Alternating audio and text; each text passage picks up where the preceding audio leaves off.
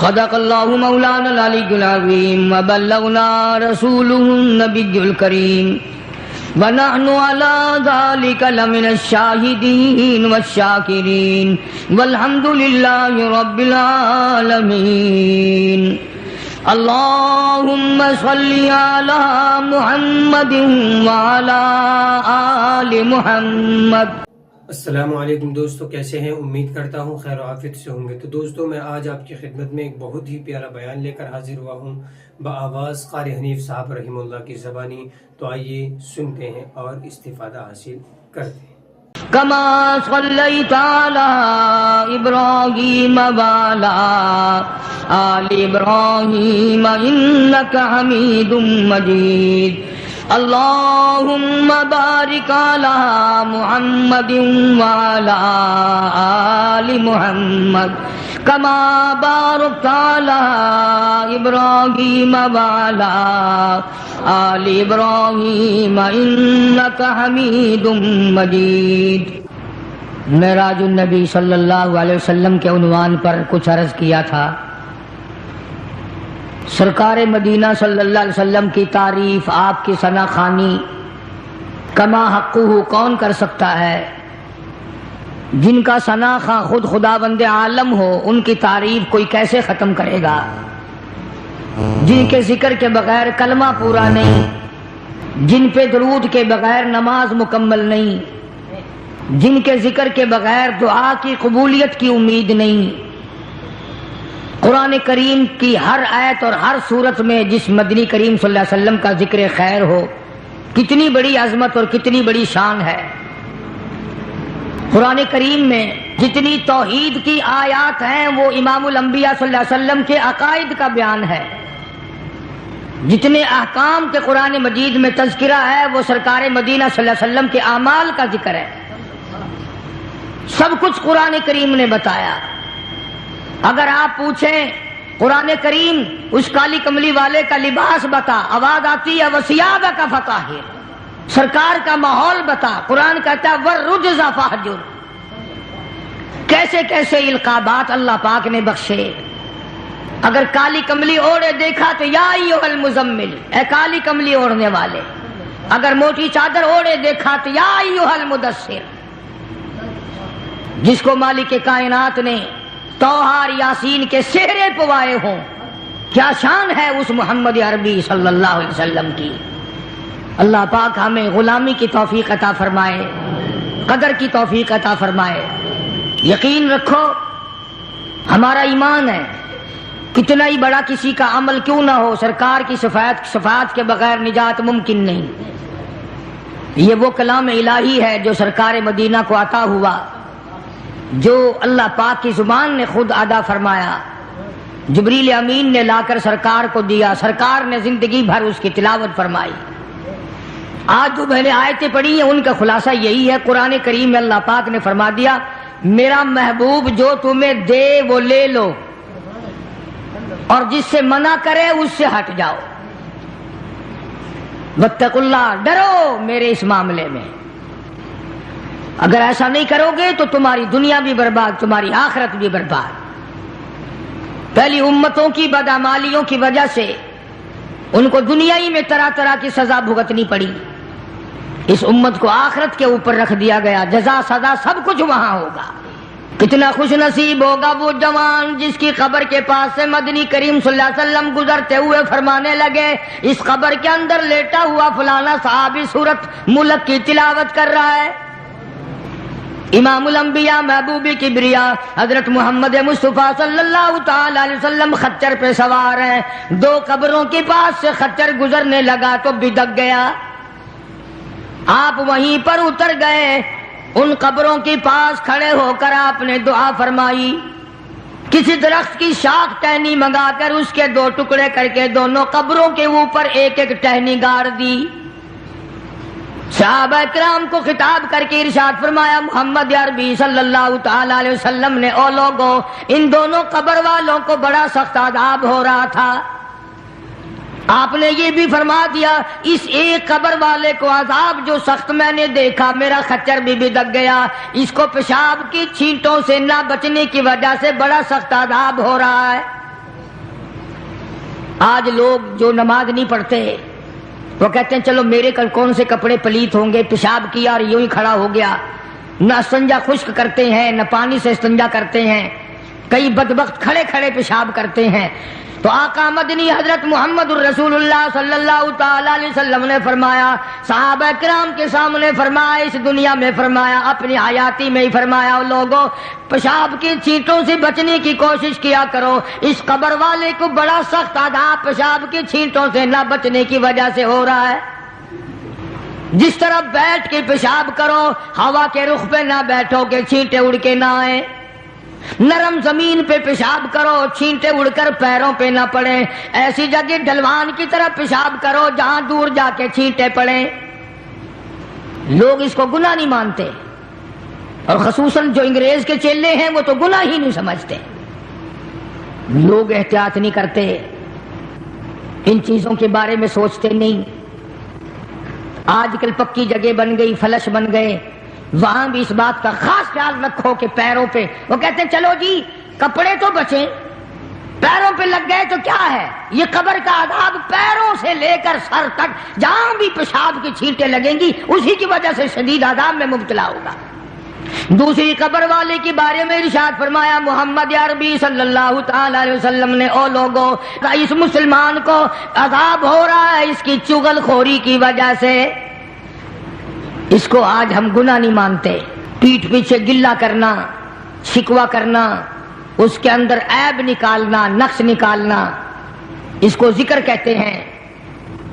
پہلے لوگ شراب خانوں میں بھی چغلی نہیں کیا کرتے تھے، اب تو مسجدوں میں بیٹھ کے چغلی کی جاتی ہے، مسجدوں میں بیٹھ کے گلہ کیا جاتا ہے، منبر رسول پہ بیٹھ کے گلہ کیا جاتا ہے۔ قرآن کریم نے فرمایا ایاکل لحم اخیہ میتا فکرہتموہ، او لوگوں کیا تم اس بات کو پسند کرو گے، محبوب رکھو گے کہ اپنے سگے بھائی کا مرے ہوئے کا گوشت کھاؤ؟ جس چیز کی برائی اصل میں دل سے نکل جائے پھر اس کو ہم لوگ گناہ بھی نہیں مانتے، اس کو عذاب بھی نہیں مانتے۔ فرمایا ایاکل لحم اخیہ،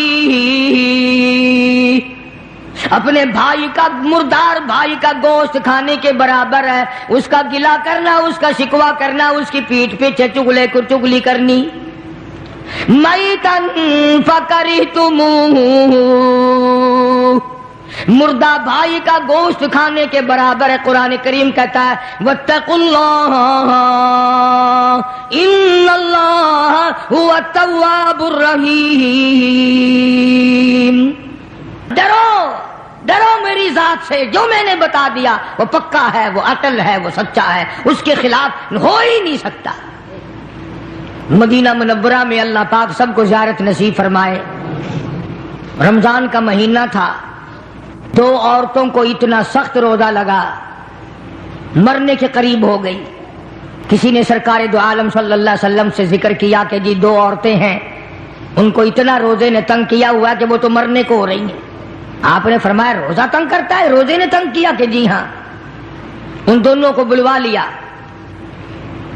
نبی کا مزاج امت کو سمجھانے کا تھا نا، میری امت بچ جائے، عذاب سے بچ جائے۔ ان دونوں عورتوں سے کہا کہ یہ پیالہ لے لو اور اس میں قے کرو، اس میں اپنے حلق میں انگلی مار کے الٹی کرو۔ انہوں نے کہا جی کیا نکلے گا، ہمیں تو بھوک نے بڑا تنگ کیا ہوا ہے۔ فرمایا جیسے میں کہتا ہوں ویسے تم کرو تو صحیح۔ انہوں نے انگلی ماری، جب قے کی تو پیالے میں گوشت کے ٹکڑے اور تازہ خون آیا۔ اب صحابہ کرام سے حضور کریم صلی اللہ علیہ وسلم نے خطاب کر کے فرمایا کہ وہ جو قرآن ہے نا ایاکل لحم اخیہ میتا فکرہتموہ، انہوں نے چغلی کی ہے، اور وہ بھائی کا جو گوشت، مردار کا گوشت کھانے کا جو قرآن میں آیا ہے وہی ان کے منہ سے اب یہ تازہ لہو اور گوشت نکلا ہے۔ ان کو روزہ اسی لیے تو زیادہ لگا۔ عموماً پرہیزگار متقی لوگ جو سارا دن رمضان میں قرآن کریم کی تلاوت کرتے ہیں، اللہ اللہ کرتے ہیں، عبادت کرتے ہیں، درود شریف پڑھتے ہیں، یقین کرو ان کو روزہ کچھ کہتا ہی نہیں۔ جو واہی تباہی بکواس خرافات ان کو اتنا تنگ کر دیتا ہے وہ ہر روز سوچتے ہیں کہ کل کو نہیں رکھوں گا۔ تو دو صحابی دو مسلمانوں کی قبر پہ کھڑے ہو کر حضور کریم صلی اللہ علیہ وسلم نے فرما دیا کہ اس ایک قبر والے کو جو عذاب ہو رہا ہے یہ پیشاب کی چھینٹوں سے نہ بچنے کی وجہ سے ہو رہا ہے اور دوسرے کو چغل خوری کی وجہ سے ہو رہا ہے۔ قرآن کریم نے بھی صاف صاف فرما دیا کہ لوگوں کسی کا گلہ نہ کر، کسی کا شکوہ نہ کر، کسی کی عیب جوئی نہ کر۔ شیخ اتار کہتا ہے کہ روزہ بعد غیبت مردم ببند، روزہ بعد غیبت مردم ببند، تا نبینی دست و پائے خود ببند۔ جا اپنی زبان کو لوگوں کے گلے، لوگوں کے شکوے سے بند کر، تاکہ کل قیامت میں تیرے ہاتھ پاؤں آگ کی زنجیروں میں نہ جکڑے جائیں۔ اللہ والوں کی باتیں ہیں۔ یہی شیخ اتار فرید الدین رحمت اللہ علیہ کہتا ہے خاطر کسر مرنجاں اے پسر، خاطر کسر مرنجاں اے پسر، ورنہ خردی زخم بر جان و جگر۔ کہتا ہے کسی کے دل پہ تیر نہ چلا، گھائل نہ کر، ورنہ تجھے بھی یوں ہی تیر لگیں گے۔ اور ہمارے یہاں درس نظامی میں عربی مدارس میں کتاب پڑھائی جاتی ہے کافیہ، نحو کی کتاب ہے، جس میں ایک شعر لکھا ہے جراحت السنان لہل تیامہ، جراحت السنان لہل تیامہ ولا یلتام جراحت اللسانہ۔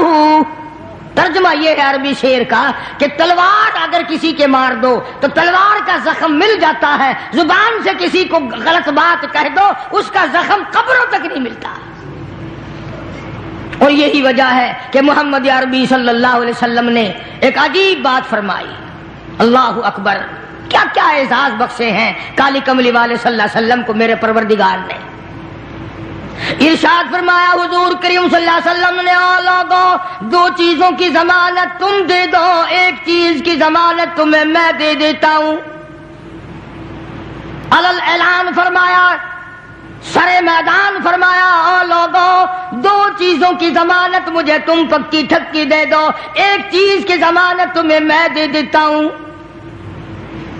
زبان کی ضمانت دو، اس کو غلط نہیں چلاؤ گے، زبان سے گلا نہ کرو گے، چغلی نہیں کرو گے، شکوہ نہیں کرو گے، جھوٹ نہیں بولو گے، ایک زبان کی ضمانت دے دو۔ ایک جو تمہاری نفسانی خواہشات کی جگہ ہے اس کی ضمانت دے دو، غلط طریقے سے استعمال نہیں ہوگی، غلط طریقے سے استعمال نہ کی جائے گی، یہ شہوت کی جگہ۔ فرمایا او لوگو ان دو چیزوں کی ضمانت تم دے دو، جنت الفردوس کا ضامن تمہارے لیے میں بن جاتا ہوں۔ میری ضمانت ہے میں تمہیں جنت لے کے دوں گا۔ آج انہی دونوں چیزوں نے ہمیں مار دیا۔ گھر میں کیسی خوبصورت بیوی ہو لیکن چوڑی جو کوڑا اٹھانے صفائی کرنے بھنگن آتی ہے اس کی طرف گھور گھور کے دیکھتا ہے۔ گھر میں اللہ پاک نے عورت دی ہوئی ہے، خوبصورت بھی ہے، حسینہ بھی ہے، قد و قامت بھی ہے، لباس بھی ہے، سب کچھ ہے، لیکن مزاج جو بدماشی والا ہے، جو بغیر صفائی کے لیے آئی ہے اس کی طرف دیکھ رہا ہے، جو نوکرانی کپڑے دھونے آتی ہے اس کی طرف دیکھ رہا ہے للچائی نظروں سے۔ اور کبھی کبھی ایسا ہوتا ہے جو بھیک مانگنے آئی کھڑی ہے وہ خیرات مانگنے آئی ہے، یہ بدماش اس کو غلط نگاہ سے دیکھ رہا ہے۔ کبھی مسلمان ایسے ہوا کرتے تھے۔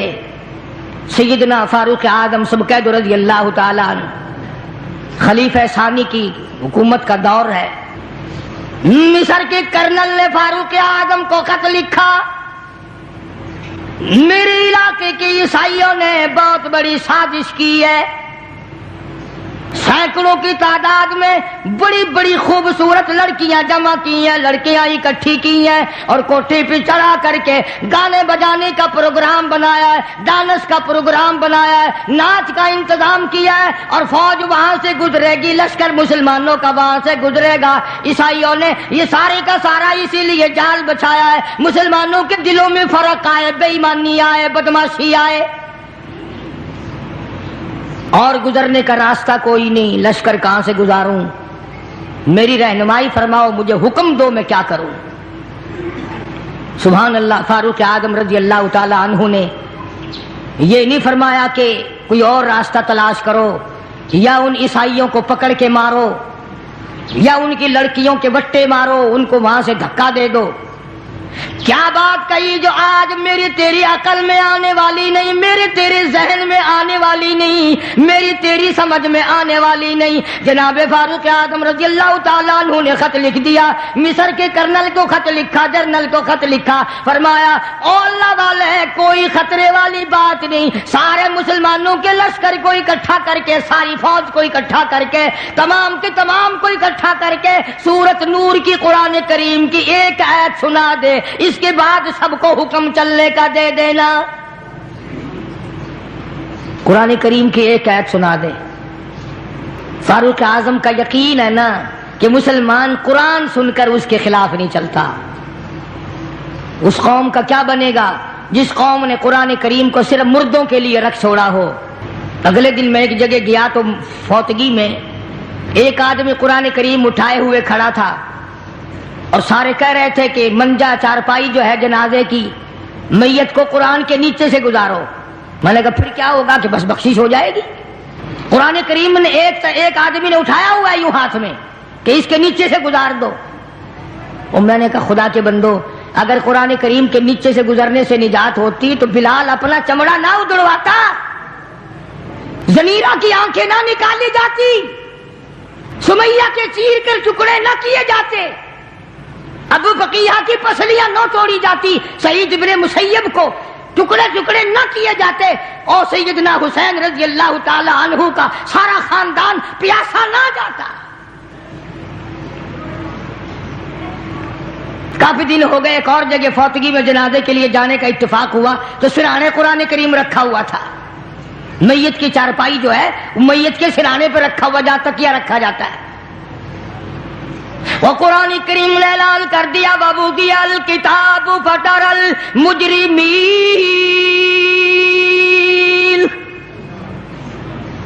ساری عمر کی کرتوت کمائی کتاب کی شکل میں تیرے ہاتھ میں دے دی جائے گی، تو خود فیصلہ کرے گا۔ فَمَن يَعْمَلْ مِثْقَالَ ذَرَّةٍ خَيْرًا يَرَهُ وَمَن يَعْمَلْ مِثْقَالَ ذَرَّةٍ شَرًّا يَرَهُ۔ اللہ پاک نے اعلان کر دیا لوگوں، ذرہ برابر نیکی کرو گے وہ بھی سامنے آ جائے گی، ذرہ برابر برائی کرو گے وہ بھی سامنے آ جائے گی۔ چنانچہ جناب فاروق اعظم رضی اللہ تعالیٰ عنہ نے خط لکھ دیا، ساری فوج کو اکٹھا کر کے، لشکر کو جمع کر کے قرآن کریم کی 2 آیتیں سنا دے اور پھر اسی راستے سے گزار۔ یقین کرو ان کے پیٹ بھی تھے، ان کے بچے بھی تھے، نفس بھی تھا، تم سے زیادہ طاقتور تھے، تم سے کہیں زیادہ طاقتور تھے وہ۔ اس نے کرنل نے تو یہ کوئی نہیں کہا، جنرل نے تو یہ مصر کے نے کوئی نہیں کہا کہ جی ایک آیت سے کیا ہو جائے گا، یہ تو سارا قرآن روز پڑھتے ہیں، روز قرآن کریم پڑھتے ہیں، سنتے ہیں۔ چنانچہ فاروق اعظم رضی اللہ تعالیٰ عنہ کے خط پہ عمل کرتے ہوئے سارے لشکر کو جمع کر لیا، ساری فوج کو اکٹھا کر لیا اور تمام کو جمع کر کے فرمایا وَقُلْ لِلْمُؤْمِنِينَ يَغُضُّوا مِنْ أَبْصَارِهِمْ وَيَحْفَظُوا فُرُوجَهُمْ ذَلِكُمْ أَزْكَىٰ لَكُمْ إِنَّ اللَّهَ خَبِيرٌ بِمَا يَصْنَعُونَ۔ اور لوگوں اپنی آنکھوں کی حفاظت کرو، اپنے دلوں کی حفاظت کرو، اپنی شرمگاہ کی حفاظت کرو، اپنی نفسانی خواہشات کی جگہ کی حفاظت کرو۔ اگر تم تھوڑی سی آنکھ سے بھی دیکھو گے ان اللہ خبیر بما یصنعون، میں خدا تمہیں دیکھ رہا ہوں۔ مصر کے جنرل نے، مصر کے کرنل نے قرآن کی ایک آیت سنا دی اور اس کے بعد حکم دیا کہ اسی علاقے سے، اسی گلی سے، اسی ٹھکانے سے گزرے جہاں عیسائیوں کی سینکڑوں لڑکیاں بیٹھی ہیں، حسن و جمال کا پیکر جمع ہے، ڈانس ہے، گانا ہے، بجانا ہے۔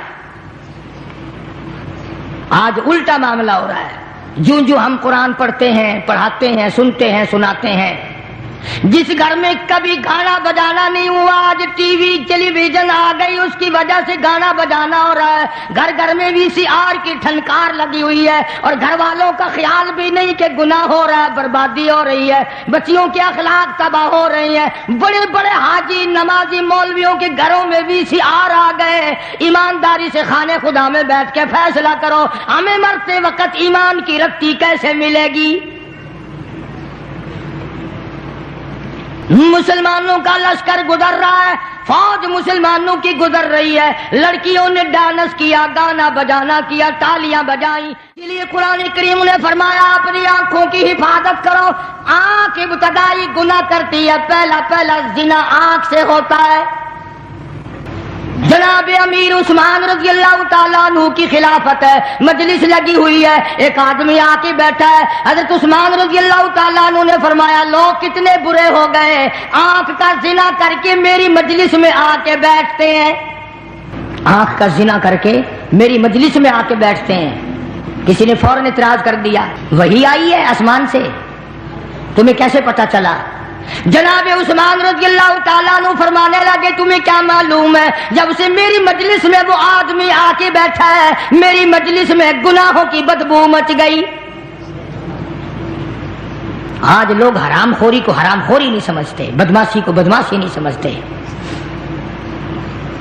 چنانچہ قرآن کریم کی آیت سن کر کے جانے والی فوج گزر رہی ہے، لشکر گزر رہا ہے۔ لڑکیوں نے سوال کر دیا اور جانے والوں کوئی تو سر اٹھاؤ، کوئی تو یہ حسن کا نظارہ دیکھو، کوئی تو یہ ڈانس دیکھو، ناچ بجانا دیکھو۔ ایک مسلمان سپاہی گزرتا گزرتا کہنے لگا کوئی کیسے دیکھے گا، یہ سارے کے سارے اللہ کا قرآن کریم سن کے آئے ہیں،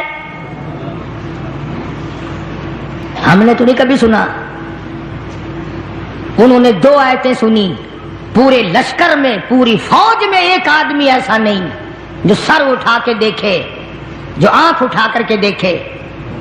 اللہ کی قدرت کا کام دیکھو، عیسائی لڑکیاں کہنے لگی اور جانے والوں اور مسلمانوں اور محمد عربی صلی اللہ علیہ وسلم کے غلاموں، ایسا قرآن جو حسن کے نظارے سے روک دے، جو ڈانس اور گانے بجانے سے روک دے، حسن و جمال کا پیکر ہم نے اکٹھا کیا، کوئی دن دیکھنے والا نہ ہو، اور مسلمانوں ہمیں بھی وہ قرآن کریم سناتے جاؤ، ہمیں بھی وہ قرآن سناتے جاؤ۔ چنانچہ ایک مسلمان سپاہی گزرتا گزرتا جا رہا ہے اور پڑھتا ہے قل للمؤمنین یغضوا من ابصارہم ویحفظوا فروجہم، اور لوگوں اپنی آنکھوں کی حفاظت کرو، اپنی شرمگاہوں کی حفاظت کرو، ان ذالکم ازکی لکم، پرہیزگاری اپناؤ، ان اللہ خبیر بما یصنعون، میں خدا تمہاری آنکھوں کے اشارے بھی دیکھتا ہوں۔ مورخین نے لکھا ہے جیسے ہی مسلمان سپاہی نے قرآن کریم کی تلاوت کی، چلتے چلتے نے لڑکیوں نے کوٹھے سے چھلانگیں لگا دی، اور قرآن پڑھنے والوں ہمیں بھی ساتھ لے کے جاؤ، اب قرآن کریم سے دور ہم بھی نہیں رہنا چاہتے۔ ساری مسلمان بن گئی، توبہ کر لی، استغفار کیا۔ آج مسلمان کی موت آ رہی ہے تو کنجری کا گانا سنتے ہوئے، یہ جتنے بسوں میں، ٹرکوں میں، ویگنوں میں ایکسیڈنٹوں میں مرتے ہیں، تمہارا کیا خیال ہے؟ یہ درود شریف پڑھتے ہوئے مر رہے ہیں، کوئی یہ کلمہ پڑھتے ہوئے مر رہے ہیں، کنجریوں کے گانے سنتے ہوئے مر رہے ہیں۔ جنازہ گزر رہا ہے تو رستے میں بھی گانے بجانے کی آواز آ رہی ہے، حتیٰ کہ قبر میں دفن کر رہے ہیں، مٹی پڑ رہی ہے، گانے کی آواز پھر بھی آ رہی ہے۔ قبرستان کے چاروں طرف گانا بجانا، بازاروں میں چاروں طرف گانا بجانا، گھر گھر میں گانا بجانا، اور بدماشی پھر کس بلا کا نام ہے؟ بے غیرتی، کمینہ پن کس بات کا نام ہے؟ شادی مکمل نہیں ہوتی مسلمان کے چھوکرے کی جب تک وہ باجا نہ بجائے، گانا بجانا نہ کرے، خوشی مکمل نہیں ہوتی۔ ہمیں تو کوئی اعتراض نہیں، کرو خوب رج رج کے کرو جو کسی کے دل میں آتا ہے، مگر یاد رکھو یہ بات، خدا کی عدالت میں اندھیر نہیں ہے۔ تم نے جو کمر باندھ رکھی ہے کہ جو کچھ بھی ہو جائے ہم نے سرکار دو عالم صلی اللہ علیہ وسلم کی مخالفت کرنی ہے، ہر اس کام کو کرنا ہے جس سے آقا نے منع فرمایا، یاد رکھو۔ پھر خدا نے بھی اعلان کر دیا، فرمایا ان بطش ربک لشدید، پھر آ جا میں تجھے سخت عذاب دینے کے لیے تیار بیٹھا ہوں۔ پھر ایسا عذاب، تکلیف دینے والا عذاب۔ کئی سال ہو گئے اخباروں میں آیا تھا، کوئی نئی نہر کھدوائی گورنمنٹ نے، کھدائی کے دوران پرانا قبرستان آیا، ایک ایکسین صاحب کی طرف سے لکھا ہوا تھا کہ انہوں نے بھی دیکھا اور کافی سارے لوگوں نے دیکھا کہ ایک قبر کے اندر ہڈیوں کا ایک ڈھانچہ اور اس کی کھوپڑی کے قریب کئی شیر کا ایک وٹھواں بچھو بیٹھا ہے، گوشت نہیں، چمڑا نہیں، ہڈیوں کا ڈھانچہ ہے۔ تو لکھا تھا کہ جب وہ ڈنک مارتا تھا کھوپڑی میں، پیروں کی طرف سے بالکل سیدھا کھڑا ہو جاتا تھا۔ کوئی ٹھکانہ عذاب الہی کا، جتنا وہ کریم ہے، جتنا وہ رحیم ہے، جتنا وہ ستار و غفار ہے، جب اس کی بے نیازی پہ آئے تو قہار و جبار بھی ہے۔ آج ہمارے گھروں سے سکون نکل گیا، اطمینان چلا گیا، خیر و برکت رخصت ہو گئی، اللہ اللہ ہمارے گھروں میں نہیں رہی۔ عورتیں نماز نہیں پڑھتی، مرد نماز نہیں پڑھتے، قرآن کریم کی تلاوت کرنے والا کوئی نہیں۔ بتاؤ یہ گھر ہے مسلمان کا گھر ہے یا کراڑ کی منڈی ہے؟ بس وہ طریقہ تجھے بتا دیا ملا نے کہ مرنے کے بعد 1 گھنٹہ قرآن کریم پڑھوا لینا، 80 سال کی نمازیں ختم، 80 سال کے روزے معاف ہو جائیں گے، 80 سال کی بدماشی معاف ہو جائے گی، جوا تاش سارا معاف ہو جائے گا۔ چٹی داڑھی، بڑے پایا ہوا، قبر میں پاؤں لٹک رہے، اب بھی تاش کھیل رہے ہیں۔ ابو داؤد شریف میں حدیث پاک ہے، ارشاد فرمایا محمد عربی صلی اللہ تعالی علیہ وسلم نے، لوگوں جو آدمی تاش کھیلتا ہے ایسا سمجھو جتنی دیر تک تاش کھیلتا رہا جیسا کہ سور کے لہو میں ہاتھ ڈبوئے بیٹھا ہے۔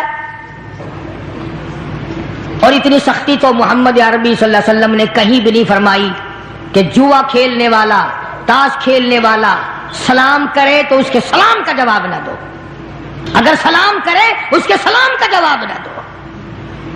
یہاں ساری رات کھپ جاتی ہے، بچپن سے عادت پڑتی ہے غلط چیزوں کی، نہ ماں باپ ٹوکتے ہیں، نہ کوئی اور طرح کی باتیں کرتا ہے۔ بہرحال دین کسی کا محتاج نہیں، قرآن کسی کا محتاج نہیں، اللہ کا دربار کسی کا محتاج نہیں۔ جو کرو گے تمہارے پلے باندھ دیا جائے گا، جو نہیں کرو گے وہ تمہیں نہیں ملے گا۔ لاکھ ملا کوشش کرے، جب تک تیرا اپنا عمل صحیح نہیں نجات ممکن۔ تم نے سہارا بنا لیا ہے، کوئی کہتا ہے میت کو قرآن کے نیچے سے گزار دو، کوئی کہتا ہے قرآن کو سرہانے رکھ دو کافی ہے۔ آؤ تم کہو گے تو صحیح، مگر سن جاؤ قاری حنیف سے مدنی کریم صلی اللہ علیہ وسلم کی حدیث پاک۔ نبی کا غلام ہے، نبی صلی اللہ علیہ وسلم کا غلام ہے۔ بتاؤ، غلام ہو حضور کا اور سامان ہو حضور کا صلی اللہ علیہ وسلم۔ توجہ کرو، دل کی تختی پہ لکھ کے لے جاؤ، کام آئے گی زندگی بھر یہ بات۔ غلام بھی نبی کا، سامان بھی نبی کا، ڈاچی بھی نبی کی صلی اللہ علیہ وسلم، تینوں چیزیں نبی کی ہیں۔ غلام بھی سرکار کا، سامان بھی سرکار کا، ڈاچی بھی سرکار کی صلی اللہ علیہ وسلم۔ سامان لاد رہا ہے، دشمن کی طرف سے تیر آیا، اس غلام کو لگ گیا، دل پہ تیر لگا، فوراً مر گیا۔ سارے صحابہ نے شور مچایا، جنتی جنتی جنتی جنتی جنتی، شہید ہو گیا شہید ہو گیا جنتی۔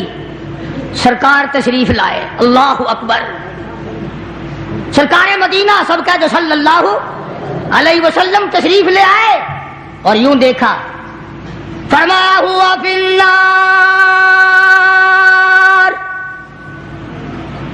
اور لوگوں میں محمد الرسول اللہ صلی اللہ علیہ وسلم کی آنکھ دیکھ رہی ہے، آگ میں چلا گیا۔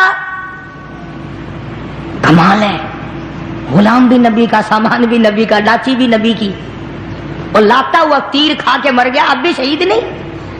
فرمایا او لوگوں، اس نے غنیمت کے مال میں سے بغیر تقسیم کیے ہوئے کسی وقت میں ایک چادر چرا لی ہوگی، ایک کمبل چرا لیا ہوگا، میں محمد الرسول اللہ صلی اللہ علیہ وسلم دیکھ رہا ہوں، وہ کمبل آگ کا بن کے سارے بدن پہ لپٹا ہوا ہے۔ یہ یوں ہی تو نہیں مسجد میں سے جوتی اٹھا کر لے جاتے ہیں چلو جی جوتی لگ گئی ہے، پتا چلے گا، قبر آنے تو دے، موت آنے تو دے۔ صاحب نبی نے فرما دیا کہ میری آنکھ دیکھ رہی ہے کہ وہ چادر آگ کی بن کر سارے بدن پہ لپٹی ہوئی ہے۔ چنانچہ ایک دوسرا صحابی اٹھا، توجہ، دوسرا صحابی اٹھا اور یہ جو چپل میں جو تسمے سے لگے ہوئے ہوتے ہیں یہ لے کے آیا اور کہنے لگا کالی کملی والے میری جتی کا یہ تسمہ نہیں تھا، بغیر مال تقسیم کیے ہوئے میں نے مال غنیمت میں سے یہ تسمے اٹھا کر اپنی جتی میں لگا لیے تھے، میں تو واپس کر رہا ہوں۔ آپ نے فرمایا میں نہیں لیتا، یہ آپ جہنم کے انگارے ہیں۔ آخر وہ کون سا وقت آئے گا جب ہم ہوش کریں گے، وہ کون سا وقت آئے گا جب ہم تدبیر کریں گے، وہ کون سا وقت آئے گا جب آخرت کی تیاری کریں گے؟ وہ کوئی نرالی عمر ملے گی تیاری کے لیے؟ کسی کا پیسہ کھانا پڑے وہ نہیں چھوڑنا۔ پرسوں ترسوں کی بات ہے، صبح صبح میں یہاں سے نماز پڑھ کے باہر نکلا، دو آدمی آئے کہ کسی بس سے یہ کٹا گر گیا، یہاں رکھ لو، اعلان کرنا، کوئی مالک ہوگا آ کے لے جائے گا۔ اب ہم لوگ تو ڈرتے بھی ہیں نا بھئی کسی کی نہ جانے کیسی چیز ہو کیا۔ میں نے دو آدمی تھے، اس وقت تک انہوں نے دیکھا نہیں تھا اس میں ہے کیا، میں نے کہہ دیا، میں نے کہا اس میں ہے کیا؟ اس نے جو کھول کے دیکھا نا اس میں تھی سائیکل کی ٹوپیں، فوراً بے ایمان ہو گیا، کہنے لگا چلو منڈی والی مسجد اعلان کراویں گے۔ کٹا ملا سڑک پہ اور اعلان کرائے گا منڈی کی مسجد میں۔ ابھی تازہ بات پرسوں کی، فوراً بے ایمان ہو گیا کہ انہوں نے سمجھا ہوگا کسی کے پرانے کپڑے ہوں گے، کوئی بوری شوری ہوگی، پھر اندازہ لگایا ہوگا کہ سائیکل کی ٹوپے تو قیمتی چیز ہے، یا تو میرے سامنے کھڑا تھا یا فوراً چل دیا۔ آول جلو منڈی مسجد والی اور منڈی والی مسجد وڈی ہے، اتنے اعلان کروے سو آگے مومن دا پتر بڑا بڑا ہی دیکھن سار بے ایمان تھی گیا۔ اچھا بھلا کیا عمر لنگ جائے گی؟ کسی کے 10 روپے 20 روپے 100 روپے، کسی کی جوتی، کسی کا چادر، کسی کا سائیکل، یہ جو اٹھا لیتے ہیں کیا سمجھتے ہیں ہم بڑے کامیاب ہیں؟ خدا کی قسم موت کے وقت وہ تلخی منہ میں آئے گی جو لاکھوں برس نہیں جائے گی۔ حضرت عیسیٰ علیہ الصلوۃ والسلام کا معجزہ قرآن نقل کرتا ہے، احیی الموتیٰ باذن اللہ۔ حضرت عیسیٰ علیہ السلام اللہ کے نبی کو اللہ نے یہ معجزہ دیا تھا کہ مردے کو زندہ کر دیتے تھے۔ تو قوم نے اعتراض کیا، نوے نوے مردے زندہ کر دیتا ہے، تو پرانا مردہ زندہ کر کے دکھا۔ عیسیٰ علیہ السلام نے فرمایا چلو تم پرانی سے پرانی قبر پہ مجھے لے چلو۔ لے گئے، حضرت نوح علیہ السلام کے بیٹے کی قبر تھی شام کی، وہاں جا کے کھڑا کر دیا کہ اس میں جو مردہ ہے اسے زندہ کر۔ انہوں نے فرمایا قم باذن اللہ، اللہ کے حکم سے کھڑا ہو جا، زندہ ہو۔ اس نے یوں سری بار نکالی تو لوگوں نے بھی دیکھا، عیسیٰ علیہ السلام نے بھی دیکھا، سفید داڑھی۔ حضرت عیسیٰ علیہ السلام نے فرمایا تجھے کیا ہوا، تو کون ہے؟ اس نے کہا میں سام ہوں، نوح علیہ السلام کا بیٹا ہوں۔ انہوں نے کہا تمہارے زمانے میں تو سفید بال ہوتے ہی نہیں تھے، تمہارے زمانے میں سفید بال ہوتے ہی نہیں تھے، یہ تیری داڑھی کیسے سفید ہو گئی؟ کہنے لگا جب یکدم اب مجھے اٹھنے کا حکم ملا میں سمجھا قیامت آ گئی، اتنے فکر نے میری کالی داڑھی کو سفید کر دیا۔